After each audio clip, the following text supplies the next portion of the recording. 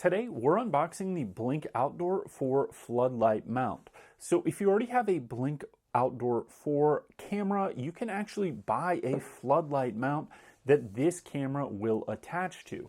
So we're going to unbox the Blink Outdoor Floodlight Mount now and just open it up. It's got some get started instructions here. And then once we open it up further, we've got our floodlight mount inside of here. So I'm just going to pull this forwards, and now you can see what we've got here.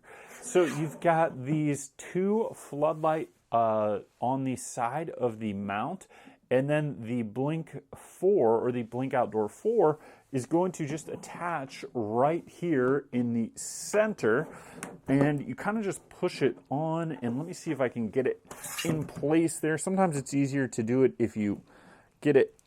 There we go. I've got it pushed on, and you also have power. This goes directly into the back of the Outdoor 4. There's a little power port right there, and so then this provides power to your Blink Outdoor 4 in addition to lighting up these lights here.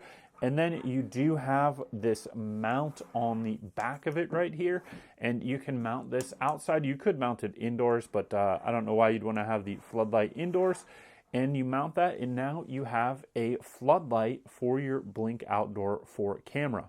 So you can get this as a package, or you can get this just as the floodlight mount, and then your Outdoor 4 you're going to just attach to it. So you could get it all as one package, or like I did, I got just the Outdoor 4 floodlight mount, and I already had a Blink Outdoor 4, and it just adds a lot of functionality and capability to it. So what happens is when motion is detected, these lights can then go on with the Outdoor floodlight mount, or you could just turn on the floodlight via the app. So thanks for watching, and we'll see you next time.